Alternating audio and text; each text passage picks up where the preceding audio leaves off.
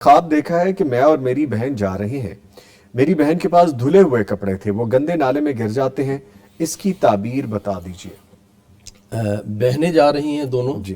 اور دھلے ہوئے کپڑے ہیں. اب پہلی بات یہ ہے کہ دھلا ہوا کپڑا ہونا کسی کے پاس یہ اللہ تعالیٰ کی نعمت، اور لباس جو ہے یہ دینداری کی طرف بھی اشارہ ہے. احادیث کے اندر قمیض خاص طور پہ اس کو دین سے تعبیر کیا گیا ہے کہ اس کا وہ دین اچھا ہے. اور اگر کسی کے پاس دھلا ہوا لباس ہے تو اس کا مطلب یہ ہے کہ اس کا دین اچھا ہے، وہ دینی اعتبار سے اچھا ہے. یا پھر کوئی گناہ کر بیٹھی تھی یہ بہن، اس سے اللہ تعالیٰ نے توبہ کی توفیق دی ہے، اسی لیے وہ لباس اجلا ہوا اور دھلا ہوا ہے.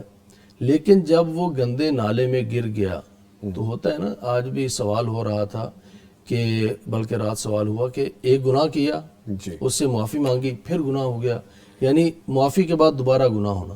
اب وہ اجلا ہوا لباس گناہوں سے معافی کی طرف اشارہ تھا، توبہ کی طرف اشارہ تھا، لیکن وہ گندے نالے میں گر گیا. گویا کہ وہ توبہ جو آپ نے کی تھی نا، اس کا آپ نے پاس نہیں کیا، دوبارہ اسی گناہ کا ارتکاب ہو گیا. اچھا. اور یہ بری چیز نہیں ہے.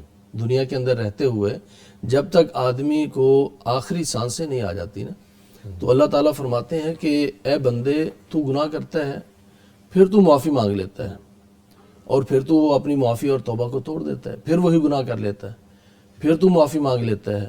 کیوں؟ تجھے ڈر ہے کہ میں تجھے پکڑ سکتا ہوں، اور تجھے پکڑنے والی ذات موجود ہے.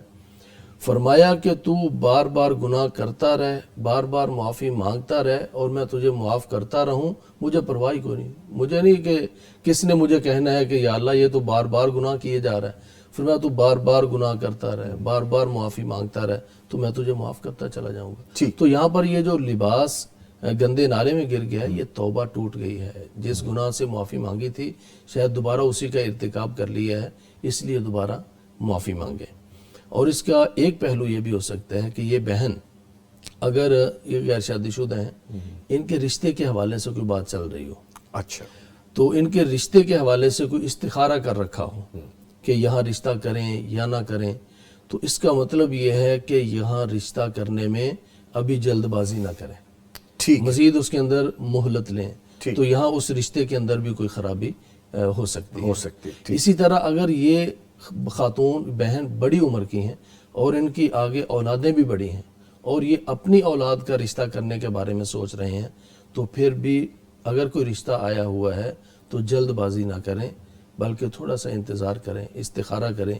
کئی چیزیں ایسی ہیں جو کہ مزید شاید واضح ہو جائے آنے والے وقت میں، تو یہ اس بات کی طرف بھی اشارہ کرتا ہے.